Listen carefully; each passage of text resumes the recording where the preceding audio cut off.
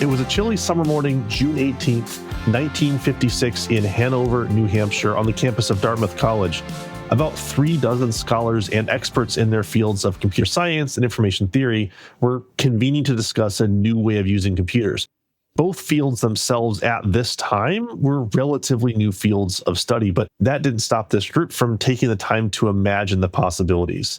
The event was named the Dartmouth Workshop, and the discussions and events that took place there between this crisp June morning and the proceeding for the next 2 months is marked by most as the birthplace of artificial intelligence. And we've never stopped talking about it since. Research, advances, fictional writing, movies, you name it.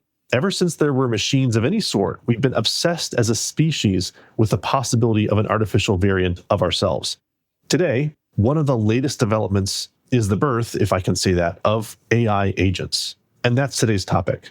Hello, I'm Jack Cochran, General Manager of the PreSales Collective, and welcome to the PreSales Podcast. Joining me today, as always, is my fantastic co-host, Matthew James. Matthew, welcome. Hey everyone, this is Matthew James, New York's solutions engineer, and that's right, you heard it first. We're talking about the Terminator. Okay, we didn't get to the Terminator, but we had an amazing conversation with Dean from Arfi, who walked through exactly what is an AI agent. I learned a lot about that. He's got this great little comparison that he makes to driving with a GPS, Jack. What were the other hot topics that we hit on today?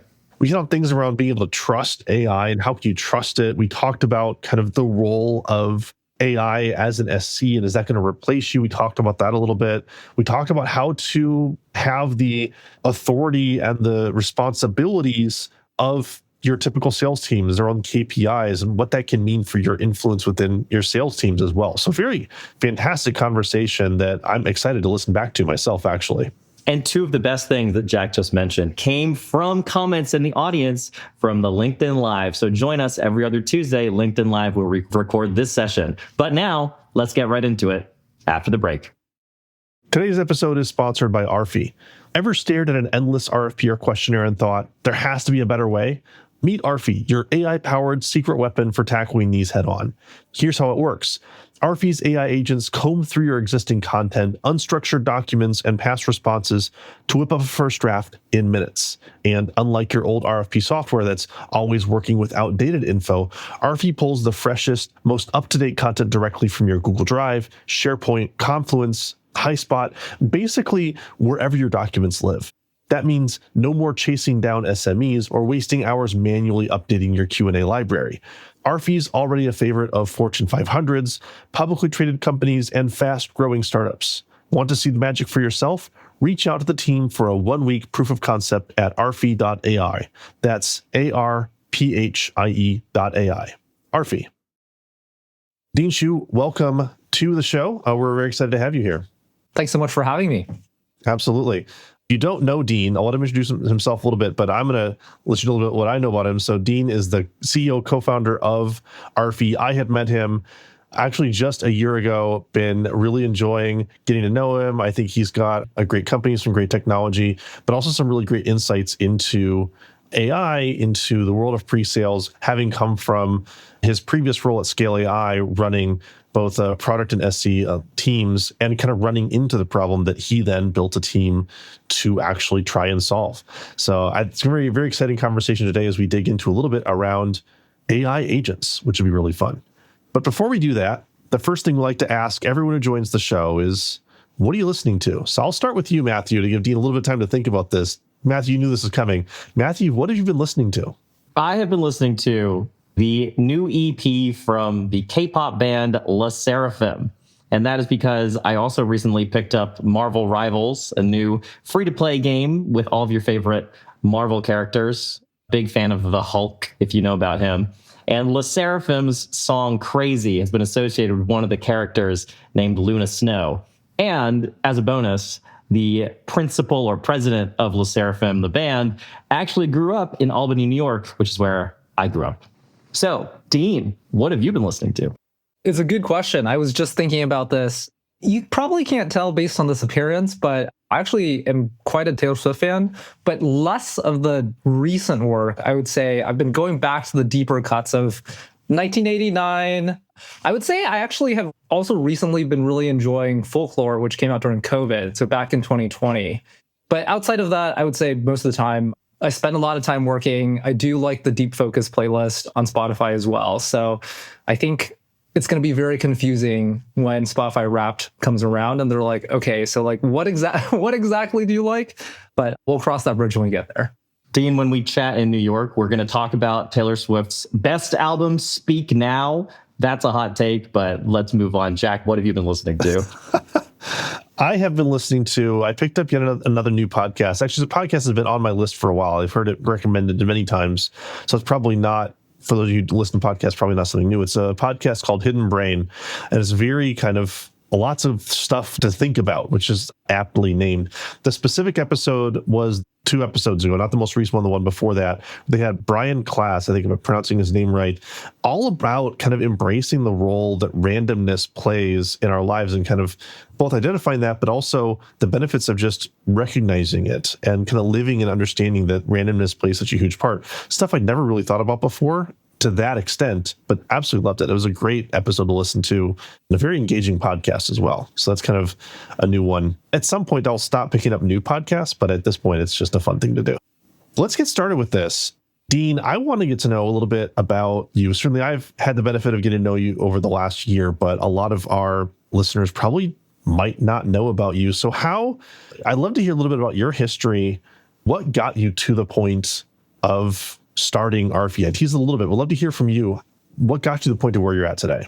I think to rewind the tape a little bit to about 4 or 5 years ago, I had started at a company called Scale AI. So when I had joined, the company was fairly small. We basically saw the company over the 4 years that I was there grow up 50x. So when I joined, it was about 20 or so people. When I left, it was about 1,000 or so.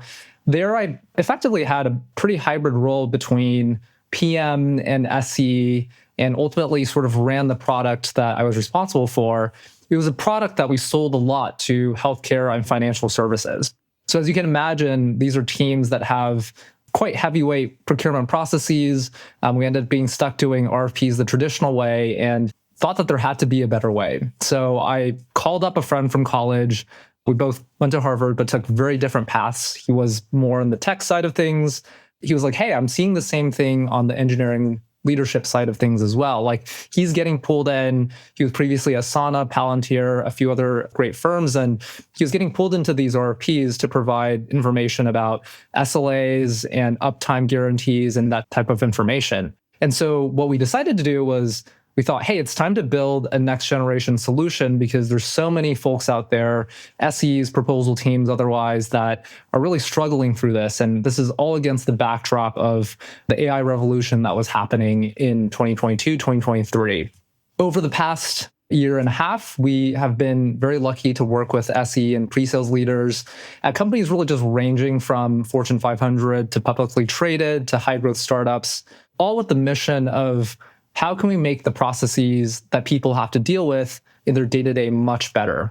And we're starting with the process around improving responding to RFPs, security questionnaires, but we have a longer-term vision around what are all the other sort of mundane processes that we can help drive and automate and ultimately help folks spend more time on the stuff that really matters. I can't wait. I do a lot of mundane things here and there. It's just the same thing, right? Every SE has experienced this. It's so important, and you need to get this right, obviously, to go through those procurement processes and make sure that everything is where it should be from a compliance standpoint. But once you've done one, that value add from doing the first one to the second one, it's very repetitive. So I think it's really amazing to be focusing on like those mundane tasks to really elevate this whole profession. I guess if we're thinking about how we do that, you're working with a lot of pre-sales leaders today, Dean. What's top of mind for them? So you probably would expect me to talk about AI. I guess that was technically the topic here, but I actually don't want to talk about AI, at least initially. I think what's really top of mind for me here as we talk with SE leaders, one thing is around elevating the SE role and craft. So at RFE, we do host a series of small, pretty intimate SE leadership dinners. And at a most recent one about 2 weeks ago, a really big topic of conversation was how there's this sense that SEs are frequently undervalued compared to AEs. I hate to say it, but I know this is something that's top of mind for folks. And there's this strong desire for SEs, SE teams, SE leadership to have the stronger voice and partnership with all the different functions, whether it's product, marketing, customer success, of course, sales. And as evidence of this, I think as we chat with folks, one thing that we sometimes hear is that SE teams face challenges in, for example, getting budget approval and autonomy to implement the tools and processes that they need. And this budget and decision-making power authority often sits within other departments like RevOps or sales directly. And so overall, I think what we're starting to hear a lot, and I think there's a lot of consensus around, is that there's this need for SEs to have a much stronger voice and presence at the executive level.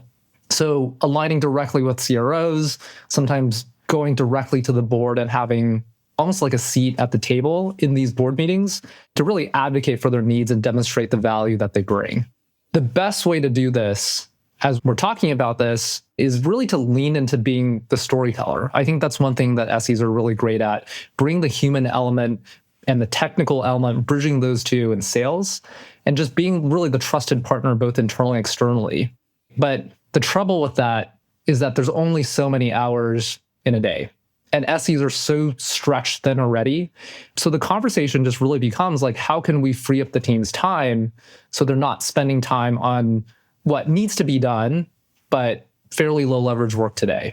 I definitely have seen a lot of what you were saying there with a lot of people I've been talking to, that it's not just difficult from definitely the getting in with the boardroom, but kind of what you'd mentioned just prior to that around a lot of people who are in pre-sales leadership today have never had to make a purchase before. This whole ecosystem of pre-sales tech is still pretty new. Typically, traditionally, like when most of my pre-sales career, I was using the technology that was purchased by a RevOps team for use by the entire sales team. This concept of, as a pre-sales leader or as anyone in pre-sales, there's technology that's specifically for me that now I have to go figure out how to champion the sale for it, champion someone to buy for it, and tie that back to something other than it'll make my team faster, like tie it back to a real metric. That's brand new territory for a lot of people, even people who've been doing pre-sales for a very long time. When you've been talking with those pre-sales leaders, have you seen anyone do it really well? Or what's kind of the best strategies you've seen around people kind of figuring out how to navigate that new landscape? I think there's a few different layers to it. What I was just mentioning earlier, where foundationally in terms of positioning the SE organization and elevating it within the organization and helping folks really understand what the function does and how it really bridges the gaps across so many different elements of the sales process. I think that's definitely one step. The second step is around understanding what exactly is the technology meant to do if you're thinking about investing in technology, and then going through the process of running a very scoped POC, because that's the best way that you can quantify and say, okay, well, without the technology, we have our current state, which we've already measured. Then there's the post-technology state after running a POC, understanding what that process looks like. And then through that, that's how you're able to help frame up the ROI. Of course, this will really vary from software to software, but happy to go into that into a little bit more detail later on the podcast as well. We've got a great comment from Charles on quantifying the ROI. So very excited to hear what your experience has been like on that front a little later on. And I guess one more thing that I noticed there, Jack, it's almost like there's two layers to this problem. First, the layer of trying to actually solve the problem that the SE is facing, whether that's RFPs or other things that can be automated. Then there's the second layer problem of helping them get resources, buy-in to actually go through a buying process at a company that they might not be familiar with how they're doing that. So I guess to go on like that first level, there are so many parts of what an SE does. I mean, I'm here in Chicago today doing that fun part of the job we know as travel, and lots of meetings, lots of fun things that are happening around that. But given that the SE role is so varied, how do you figure out what parts of the job to apply leverage to? It's really going to vary from SE org to SE org, but I think the best way to do it is do a clean sheet exercise with the team. So sit down with the team, understand where people are spending their time today, whether that's something that the team is already tracking in a structured format. But if anything, it's actually even more important to sit down and do this exercise if that's not being tracked officially today. And I think understanding the breakdown of, okay, well, the team spends this amount of time preparing for demos, this amount of time actually joining demos, running with the team. There's this amount of time spent on planning, game planning with the sales team. There's this amount of time interfacing with marketing, product teams, bridging the gap in what are potentially issues and ways to improve the product, tied directly with revenue goals. And of course, also time spent completing RFPs and RFIs. You were talking about like all my favorite things, and then you said RFPs. Yeah. And so then the question becomes like, what is the time breakdown between all of those things and understanding which items can provide the most leverage? And so when we start to think about AI applications, there's a few different dimensions by which we can think about it, but ultimately it comes down to, okay, what is the important and has to be done, but also low leverage and we feel like is fairly automatable. And so it's really just understanding what that stack of time looks like for your particular team, breaking it down, and then doing the mapping exercise of, okay, like these are the areas where we think we can apply AI to, and then go through the exercise of finding solutions in that space.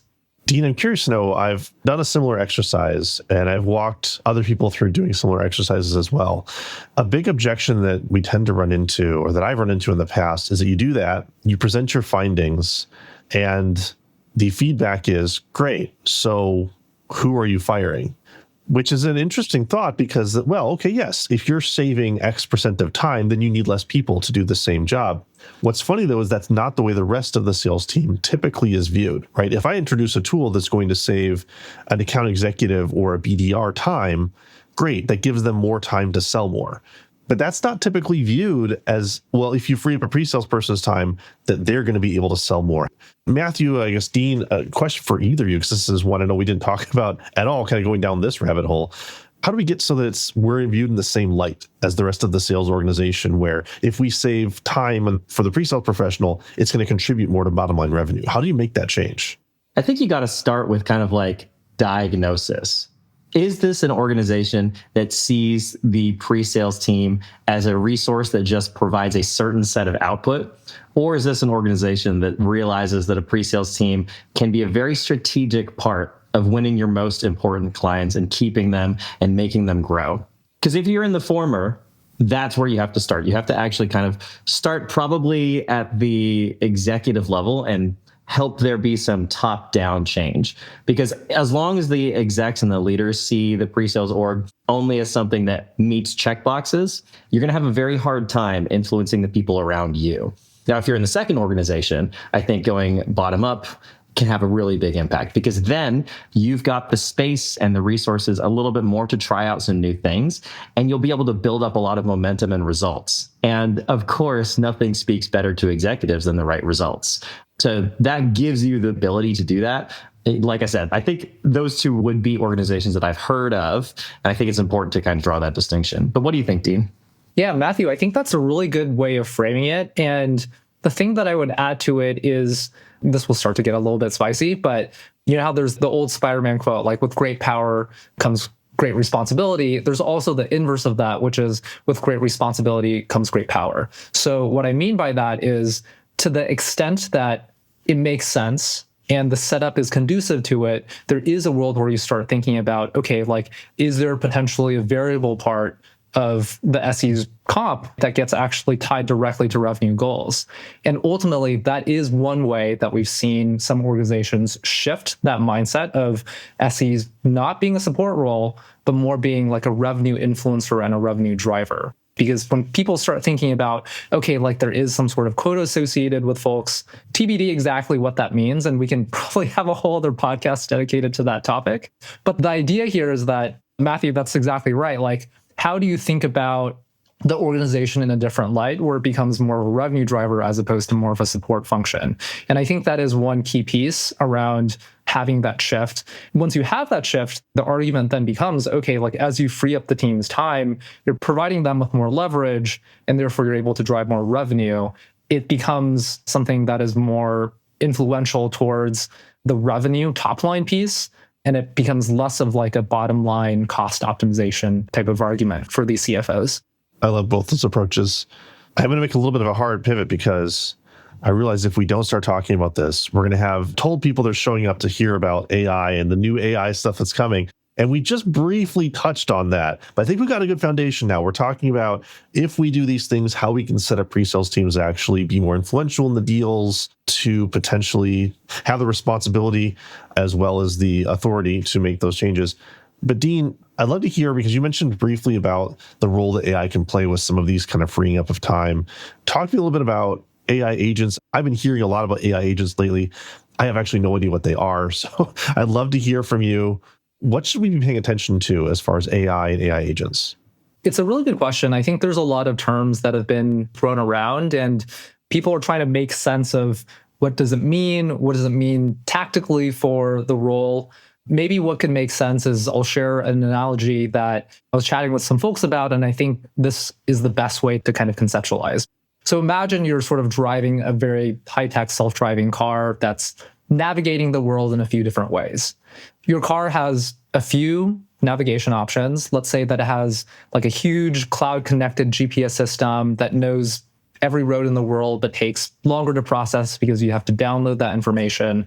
Maybe there's like a smaller offline map that's faster. It really only covers the local streets that you're around.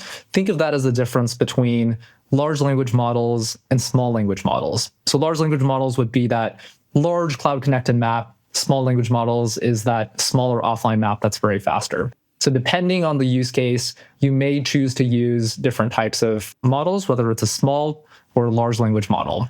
And then other sort of concepts that people have been kind of talking through, generative AI, prompting, AI agents. So think of generative AI as, hey, like the traffic is really bad. And instead of sticking to very predefined or set paths, your car actually calculates like a brand new, more efficient route due to real-time conditions. It reacts to the information that's been given. It reacts to the circumstances. So just like generative AI, it doesn't retrieve sort of old data. It creates something new using patterns that it's learned.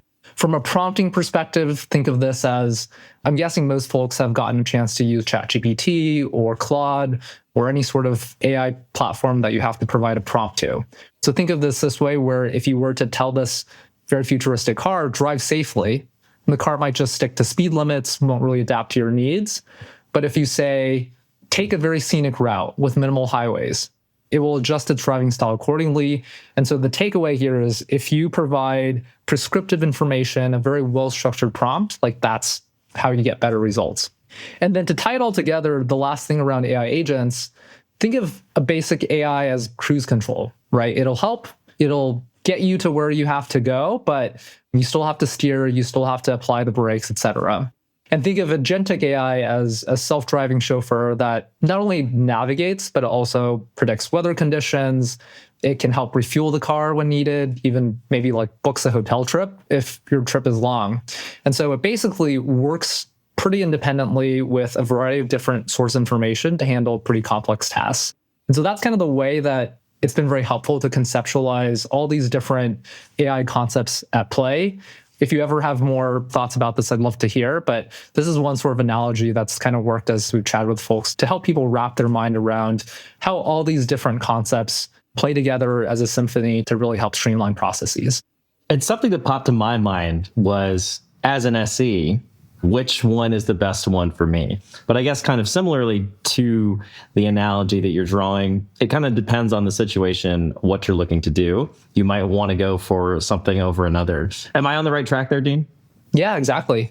I think one thing that we're really seeing in the AI space is that if you only have a hammer, everything looks like a nail, right? If you only have ChatGPT, because I spend so much of my time in ChatGPT, I need help to figure out how to use those other things. Exactly. And so it just becomes a question of like, what is the right tool in your tool belt? And obviously the first step here is always just going to be understanding what that landscape looks like. And then you can make the most informed decisions from there. I'm still trying to wrap my brain around that as well. And I get the concept of different tools. So let's help Matthew out here, because I mean, I clearly know everything, but let's help Matthew out. When would Matthew want to look at something like an AI agent versus ChatGPT? If we just go with that example, what's going to be the difference? Because I feel like both require some type of an input. So help me understand a little bit more. So if you think about agentic process, the main cornerstone of it is, can it take multiple steps on its own and act independently? And so for a ChatGPT, there's potentially some glimmers of agentic processes that you may be able to start seeing. So for example, if you were to ask something, it determines, hey, like maybe I need to go online and start looking for information to retrieve it. That's where it starts to get a little bit more agentic. But by and large, ChatGPT as it stands today is you give it a prompt and it gives you a reply. And so for something like RFE, for example, where we do apply a variety of different agentic processes, what we ultimately do is say, okay, well, there's a question within an RFP that we're processing right now. How do we take the different step-by-step processes of analyzing what is the question really trying to ask for? What are the sources of information that we need to tap in order to respond to it? How do we extract out the facts that are the most relevant to answer this given question? How do we construct a response that respects whatever instructions are given within the organization? Maybe people prefer to respond in first person versus third person, or maybe there's like a company policy of, as we talk externally, we don't want to use anything that's higher than college level vocabulary or anything like that. And then finally, we obviously also want to check what is the generated response against the facts that were provided so that we minimize hallucination. So think of the agentic processes as, how can it navigate all those different steps of the process as independently as possible, as opposed to you having to come in and prompt every single time, check all those different steps one by one. Something that we've done in the past is take an RFP, go to an LLM, and then we'll copy the question, paste it into the LLM. We get an answer that usually is workable. We can do something with that. But it sounds like there's a way to go beyond that instead of going like one question, one answer, one question, one answer. Exactly. As someone who, let's say you're listening to this and going, you're like Matthew James and myself a little bit as well, although I've explored a couple of the others, but I still think I'm very much sticking to the very similar prompted Gen AI. If I'm wanting to try things out, what's the advice you would give to someone so they can properly experiment, both from a safety perspective as well as be able to trust the responses they get back? Like, what's some good steps to try and kind of expand your use of AI as an SE? I think the trust thing is really important. I think within the AI space in general, there's a lot of lofty claims. And as teams think about potential platforms or potential experimenting with investments, I think the best way to think about it is pre-vetting and understanding what's out there. So there's a lot of noise out there as you're talking with potential platforms and potential investment cases. I think there's a few things that I would suggest. I think one is understanding, can the platform show a short demo on the first call? Like, is it actually a real product, right? Because there's a lot of folks that are just kind of prototyping stuff and it doesn't actually work in production. Yeah, that seems like a pretty basic thing. Is that more common than I realized, that a lot of these things are just still empty promises? I think that's one thing that's actually quite helpful to understand directly, even on that first call. I know, again, whole other topic around, do you demo on the first call or do you demo on subsequent calls? But I would say actually in the AI space, highly encourage you pushing for at least like a short 5-minute demo on that first call to understand, is it a real product? And then the second piece is, are the folks that you're talking with, do they have proof points of it working in production, similarly sized companies, folks in a similar industry? And then I think the last piece is, can they take security seriously? So stuff like SOC 2, Type 2, that should be table stakes. But the questions that people should be asking here is, do they have things like ZDR agreements? ZDR stands for Zero Data Retention Agreements in place with AI model providers. Like, the whole concept here is, can you ensure that the data you're providing to these platforms aren't being used for model training? And it goes beyond just the company that you're working with, but also who they're sending that data to. It becomes a question of like, do they have these agreements in place, or do they maybe not even know what ZDR is? Like, that should probably be a huge red flag. It's really worth pointing out those three things. I think that is huge for anyone who's listening and trying to munch this through for them. What does it mean for their organization? The demo, is this a real thing? Proof points, so big. And I think the two proof points you mentioned are kind of like industry experience or customer testimonials. And then security beyond just SOC 2. Like, what does it mean for you as an AI agent to have those relationships with the people that you work with? Have you considered a ZDR? That is really huge. Thanks, Dean. And you were in the middle of something. You're totally right. So that's the pre-vetting, right? As you're chatting with potential platforms that you're thinking about.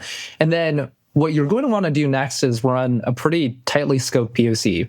So for whatever given use case that you're thinking about, I would suggest narrow down your options to your top 2 players, up to top 2, and then give them all the same input and the same output data. And so you want to compare and understand, is this actually going to be working for my use case?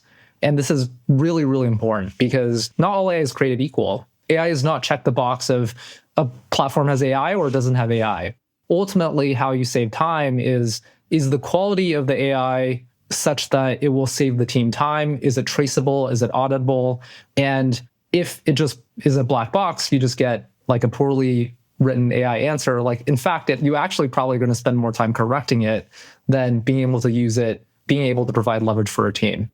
So again, not all AI is created equal. AI is not check the box. And that's where being able to run a very tightly scoped POC with up to 2 potential players that you're thinking about becomes so important. Could you say more on traceable and auditable? So let me draw a comparison, right? I think something like Salesforce or other platforms that we're familiar with, we can all kind of understand what that means. We can see usually a user log takes a certain action. Maybe I changed the Salesforce stage of a deal. It's like Matthew James moved this from discovery to demo. So that's like traceability, auditability in something that we have today. But how does that work when it comes to an AI, which I think is still a black box, not just to us as users, but then to the people we sell to as well? Yeah, it's a really good question. And I think that was a key cornerstone by which we decided to build Arfi on, right? So one insight that we had was the agentic process is going to be so important because, again, part of the benefit of the agentic process, as I was outlining earlier, is it really breaks it down to a step-by-step process. And so you can understand exactly all the points that it's making, the logical jumps that it's making between the different steps. And part of that benefit is you can also understand, for example, in the case of Arfi, what are the sources that we're using in order to write that first draft answer? We also go a layer deeper where we expose all the different steps that our agents take. So you're able to see, okay, well, it took this information, it extracted out these given facts, and then this is the logical map by which it was able to construct to say, this is how we analyze the question. These are the different components. There's these 3 supporting ideas that we want to make sure that we bring to light. And so you can understand step by step how that process happens. And so when I think about auditability and traceability, it really comes down to showing the sources, showing the confidence level by which we provide the answer, and then being able to expose the thinking that our AI agents take. That's super interesting. And I think that logical leap does so much for us as people, and especially the people that then are going to audit us. But if we're taking those logical jumps, that's sounding a lot like what human thinking looks like. So give me your honest take. How much is AI going to replace people? We kind of started touching upon this early in this conversation. My personal strong belief is that at least when it relates to SE functions, AI won't replace SE teams and leaders anytime soon. I think teams that advertise an AI SE teammate are misguided at best, predatory at worst. So for example, take Salesforce, right? When they announced their investment in AI and Agentforce, they also announced that they're going to hire 1,000 go-to-market folks. So those 2 things are tied together? They're like more AI, more people? Yeah, so that's one way of thinking about it, where Salesforce, if you think about it, like they're selling sales software. Like instead of thinking about it through the lens of, oh yeah, like we should use the software that we're selling to replace people, in fact, they're actually going out and hiring more people. So that's exactly right. I think if anything, within this space, we'll be seeing more demand for SEs, go-to-market folks. And if you think about the AI agent framework, I think one thing that I really consider where there's cases where the agents could potentially start replacing people, it comes down to 3 criteria. One is, what is the information that's available to folks to understand and also agents to understand? Like, what's the information available to them? How clean is that information? 2 is, what is the menu of potential actions that these agents can take? And then the last piece is, what is the cost of getting it wrong? And I think within the SE function, the pre-sales function, all of those don't necessarily map on a whole to the point where it actually would end up replacing people, right? Because there's so many different actions and so many different things that SEs have to do. There's so many different facets of the job. And then ultimately, the cost of getting something wrong becomes very difficult. So if you take something more like consumer-facing customer success or consumer facing customer interactions, like that's something that potentially could lend itself very well to potentially replacement. And there's a number of companies out there that are thinking about that space. But for something that is more difficult to navigate, more elevated, there's so much information, it's really difficult to parse that out. It's really hard for AI to replace a function like SE's wholesale. Yeah, I definitely agree with that. And that's what I've been seeing. And the more I've been talking to people, I think people are starting to realize that it's not a replacement, more of an enhancing type of a function, which is great. Any last thoughts? How can people get in touch with you? How can they find you? So if you ever want to chat about whether interest in AI agents writ large, the SE function and what SE leaders are thinking through, or if you're interested in learning more about Arfi, feel free to just reach out to me personally. That would be dean@arfi.ai, or to spell it out for folks, it's dean@arphie.ai. Well, thanks so much, Dean. Really enjoyed having you on the show, and hopefully more people will reach out to you. I appreciate it. Thank you, Jack. Thank you, Matthew. Thank you for listening to the PreSales podcast. These shows are recorded live during our bi-weekly LinkedIn show called PreSales Live and include a listener Q&A after each recording. To find information on the live show, head to presalescollective.com/podcast, follow the PreSales Collective page on LinkedIn, or join the PreSales Collective Slack. We have a dedicated channel for the PreSales podcast where you can find more information and join in the conversation after the show. We'll see you next time.